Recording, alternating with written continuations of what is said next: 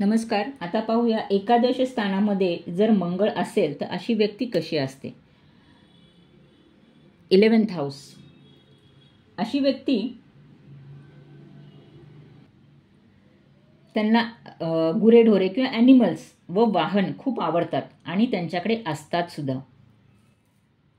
शत्रू अशा लोकांना किंवा अशा मंगळाच्या लोकांना बघताच पाठ फिरवतात.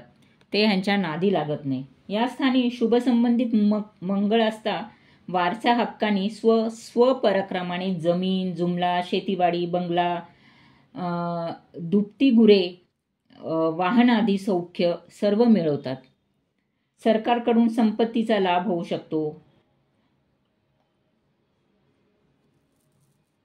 अशी लोक संस्थानिक व जमीनदार असू शकतात. हे बलवान, अधिकार योगी, भरभराटीचे असलेले, प्रगतिशील, धनप्राप्ती करणारे ही व्यक्ती असते.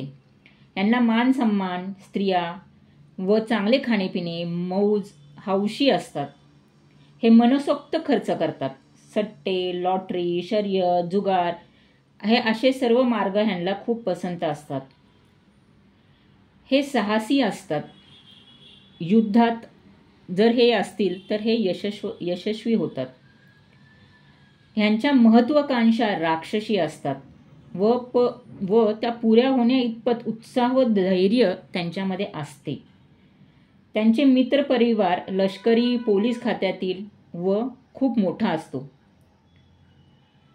हे खेळाडू वृत्तीचे असतात. रसायनशास्त्र, नावलौकिक, रसायनशास्त्रामध्ये असतील तर ह्यांची नावलौकिक खूप चांगली असते.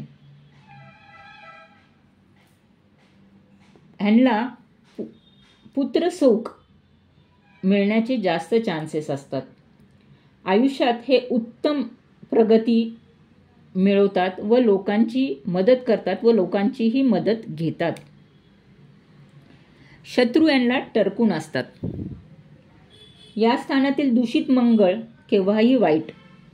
उतावळीपणा, महत्वाची लढाई हारणे, अवाजवी साहसीपणा करणे, धंद्यात अपयश, प्रयत्नांना यश न मिळणे, स्थावर इस्टेटीत नुकसान, जुगारीपणा किंवा मित्रपरिवार खराब असणे, व्यभिचारी, व्यसनी असणे व भावनामध्ये वाहून जाणे असा हा दूषित मंगळ त्या व्यक्तीला बनवू शकतो.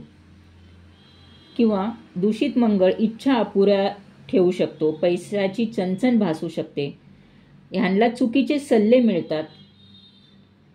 तर हा असा मंगळ जर शुभस्थानी असेल किंवा शुभ असेल तर ती व्यक्तीला सर्व सुखे खूप चांगल्या पद्धतीने मिळतात किंवा स्वकष्टाने मिळतात.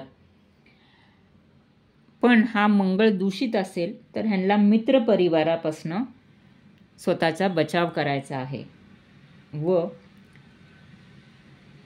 खोटे बोलणे किंवा खोटे वागणे ह्याच्यापासून सुद्धा स्वतःचा बचाव करायचा आहे.